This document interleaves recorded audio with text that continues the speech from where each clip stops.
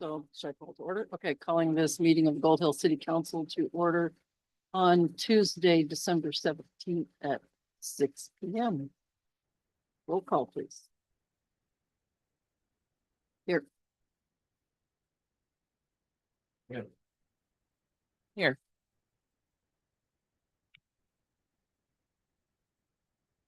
Stand for the group. Pledge allegiance to the flag of the United States of America and to the republic for which it stands, one nation under God, indivisible, with liberty and justice for all. Right, are there any adjustments to the agenda? No. Perfect. Any announcements, correspondences, awards, or proclamations? You coming back? All right. Oh, I didn't ask, oh, we did public input after that. Okay, never mind. I do have an announcement, if you'd like. I would love to hear your announcement. I received an informal announcement yesterday from Business Oregon that Gold Hill will be the recipient of the full amount that we requested for the CDBG grant, which is really exciting. What we applied for was to be able to do design for another water line, water main replacement, for looping the water lines and getting more hydrants and our water reservoir. So, and every grant related to water, we're adding our generators until we can get them. So those were all included in the CDBG grant. It's a little over $250,000. They're going to give us the formal announcement next week. The significance of this is Business Oregon's financial reviewer had called a month or so ago and said they were concerned about the pro forma on our water fund, that if we had enough funds, if the budget the way it was, when I explained to him where we are with working with the auditors and the financial consultant and what they had advised for the water fund this year, they literally told us to copy last year's, even though we know it's not right. But that's why we have the financial consultant.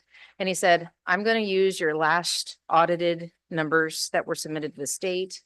And, you know, immediately we got a hold of the financial consultant and the auditor, and we're working through that process and to get everything going. And so we're hoping to have that done soon. I will advise, though, I believe I should have forwarded the email. If I didn't, I will make sure that it gets forwarded tonight. That our auditors is asking for an extension for our 23-24 audit year because we're still waiting on the 22-23 trial balances, and that's impacting our 23-24. We have everything turned in that we can. We've checked in that, but they are submitting that to the Secretary of State's office. So as far as the things that would have kept us from getting the grant, which even last week I had a representative from Business Oregon tell us she didn't think we'd get it, and we got it. So that's pretty exciting. And it's good news for us to be able to get as much designed as possible. So then when the money comes, we can go straight to construction. They're always saying they want those shovel-ready projects. Don't have a plan, it's not shovel-ready. Okay. Anything else? Any other announcements? Public input? Is there any? None? No. And there is no public hearing. So we'll move on to number 6A, council considerations, resolution 24-R31. Lily, do you want to give us some background? Sure. And I can read this. I took we received certified election results. And so this is a resolution authorizing acceptance of the abstract of votes regarding the ballots cast in the state of Oregon general election held on Tuesday, November 5th, 2024, and directing the city recorder to issue certificates of election. And if you'd like, I will read the resolution just so that it's in the record. We don't get election results every day. So whereas the general city election was held on November 5th, 2024, during which time legal voters of the city of Gold Hill considered the election of a mayor, 3 city councilors, and a ballot measure to amend the city charter. And whereas pursuant to state law, the Jackson County Clerk prepared an abstract of votes cast in the City of Gold Hill election. Said certification having been issued on the 29th day of November 2024, attached hereto as Exhibit A. And whereas pursuant to Oregon Revised Statutes, ORS 254, 565, a certificate of election should be prepared and delivered to each qualified candidate having the most votes for election to a city office. And whereas, as the city elections officer, the city manager / recorder shall prepare and deliver a certificate of election to each qualified candidate having the most votes for election. Now therefore be it resolved by the City Council of the City of Gold Hill, Oregon, that 1, the abstract of votes attached hereto as Exhibit A is hereby accepted and the results are shown below.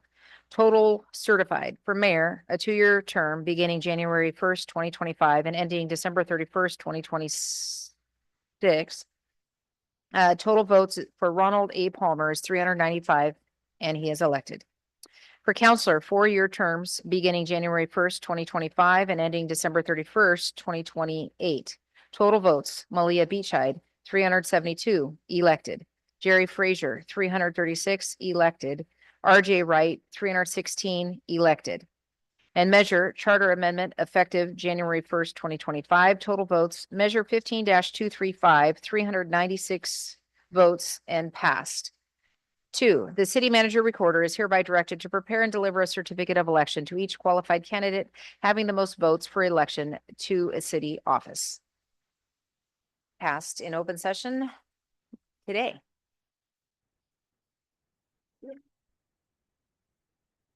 So need a motion? I'll make the motion. Any more, first, actually, is there any question? Okay. I'll make a motion to accept resolution number 24-R-31. Authorizing acceptance of the abstract and vote regarding the ballot casting in state of Oregon general election held Tuesday, November 5th, 2024. And directing the city recorder to issue certificate of election. Further discussion? None? Roll call. Counselor Beachhead? Yes. Counselor Durban? Yes. Counselor. Motion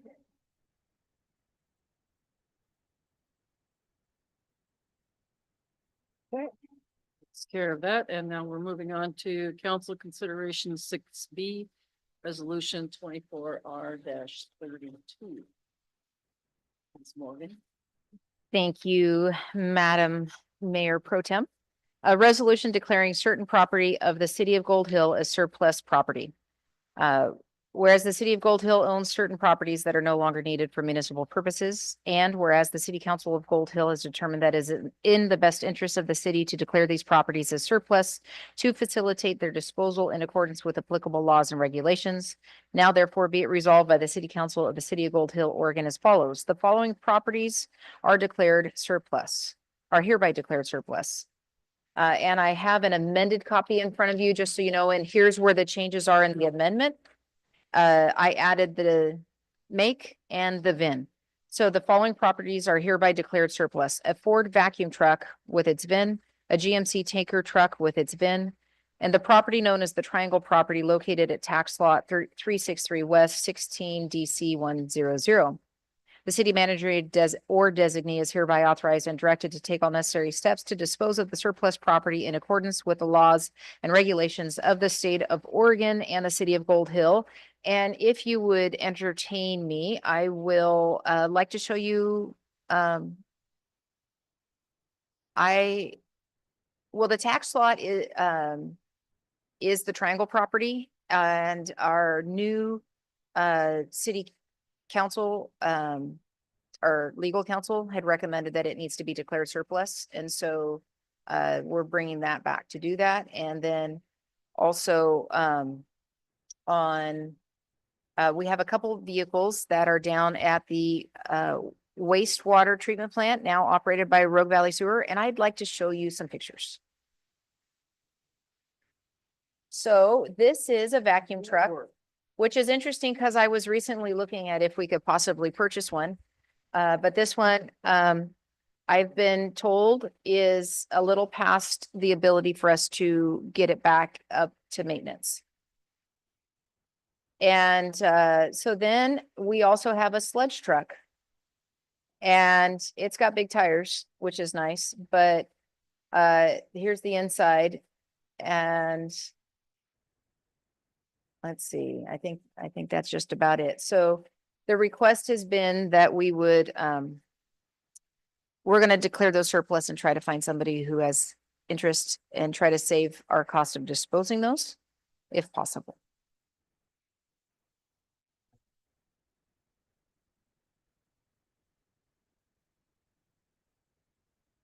They must have pushed them back. They, well, we're gonna go through the right paths of trying to find someone who is interested in them, but I did check with our contracted fleet manager from the city of Medford, and he recommended surplusing. Oh, I will pull that up for you as well.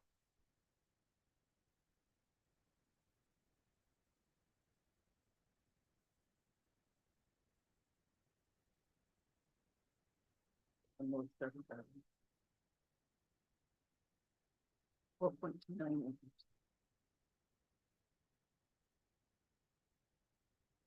It is. Somebody once said they wanted it for easement, but Okay. I recommend we not talk about that at this time. Okay, so on the computer in front of you, this is the property. So this is up on 7th Avenue. And if I zoom out, you can see that in relation to the city. Oh. So this is the land just west of the Jacoby Village development. So that property there. This is the property the city council had previously authorized me to try to sell. However, the step of setting it as surplus needs to be done. And so I'll bring this back to the council with an update in the executive session at a later time, but want to make sure that we're following the step to have it declared surplus. Any other questions? no. We need a motion. Motion to approve resolution number 24R32 Avenue. Second. Any further discussion? You had to shut the other side down so we could get it across. That's where you have to go your foot to see. Okay, then roll call. Counselor Pincott, Yes. Counselor Bevan. Yes. Counselor Martin. Yes. Counselor Jennifer. Yeah. Motion carried.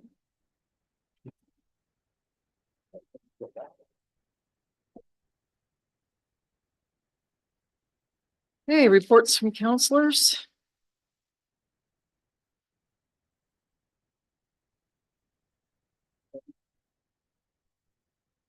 City manager report. Well, I will tell you that, I attended the Small Cities, League of Oregon Cities, Small Cities Regional Meeting in Cave Junction last week. It was really encouraging to hear where other cities are and where we are. And, you know what, we're not alone in the things that we're facing. Another Southern Oregon town is working on their 2021-22 audit. And, but it was really neat to share thought and idea of what some people are doing right. I will tell you that when I was asked what we have done that I was proud of, one of the things I bragged about was our volunteer hub. And that it had been talked about for some time, but this year we implemented it. And I had other cities asking about that. And the neat thing is they had a representative of CIS, which is the City County Insurance Service that we are a member of. And their representative was there and I said, well, we actually utilize the volunteer handbook from the CIS website and was part of the volunteer hub. And so it's just kind of neat to be able to brag about something that our community did in cooperation with volunteers. and that other cities thought would be worthwhile in implementing for themselves to try to help get work done, since we can't all get it done just where we're at. We are just wrapping up the leaf season for the most part, and I want to just give a shout out to our field staff. We have Fred, our permanent staff, and Neeland, who's been a temp working with us, filling in. And they have worked really hard to keep up with everything. We also had contracted extra with Southern Oregon Sanitation with the street sweeping. And then Southern Oregon Sanitation, at no cost to our customers, picked up weekly leaves at curbside. So it's just kind of neat, and you can see the impact downtown, and you can see that process. And in the office, I want to give a shout out to Mallory.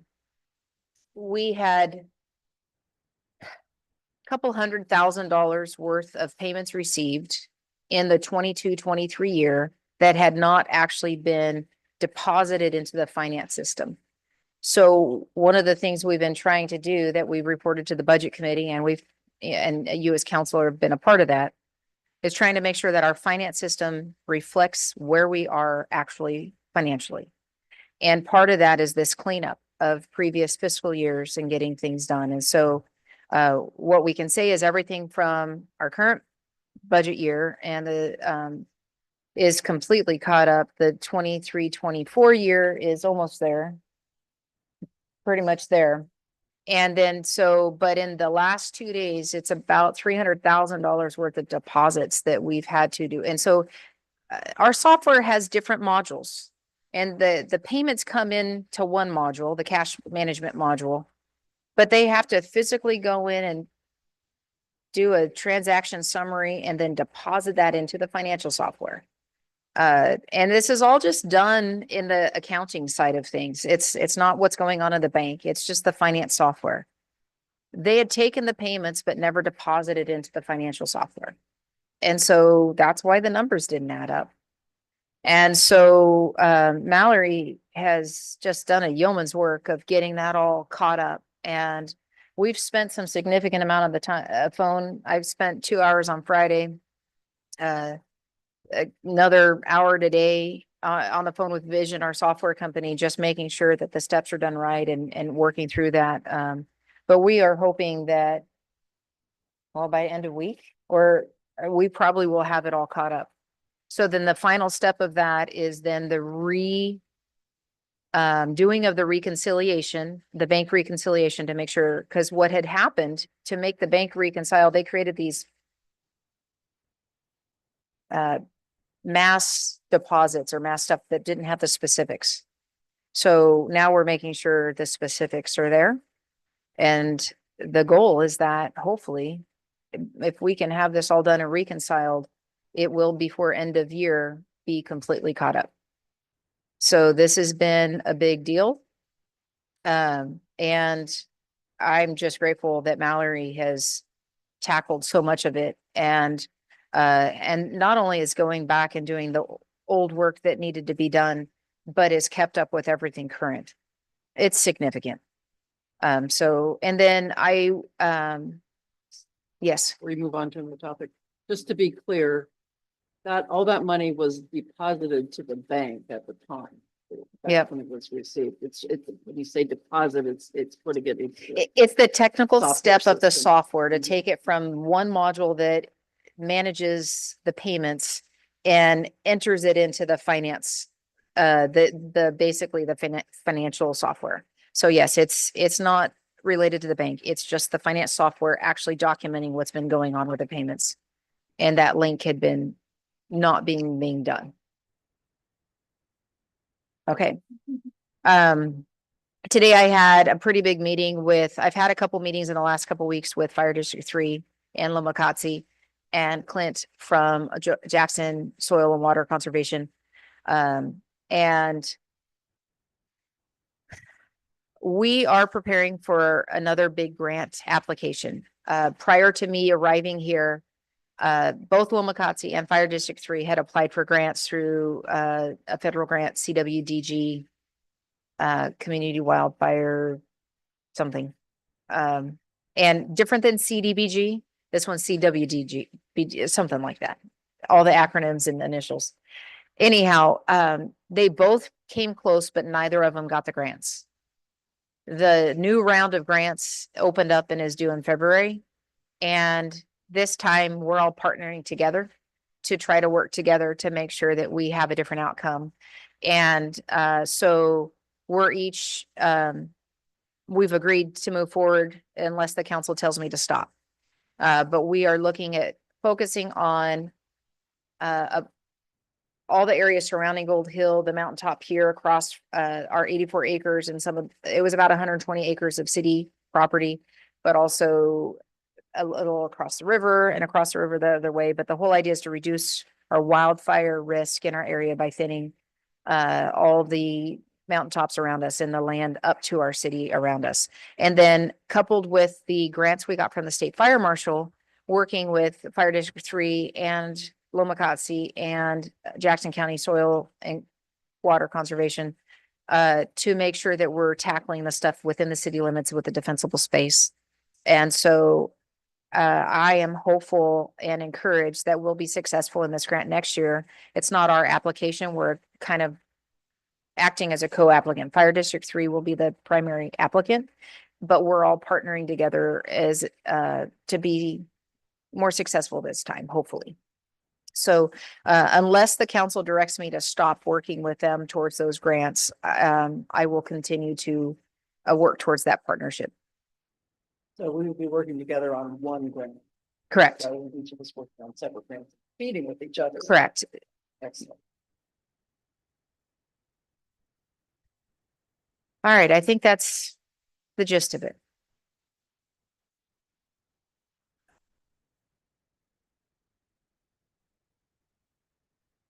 That's the goal. Thank you, Mallory, for all your hard work. That's great. Yeah. Anything for the good of the order? I am hopeful tomorrow we have a meeting with Rogue Valley Council of Governments, the policy committee. I'm a part of the tactical committee with MRMPO. And you're right, that's Thursday's meeting. But the group decided to recommend a one-time allocation of transportation dollars that would greatly benefit Rogue River and Gold Hill.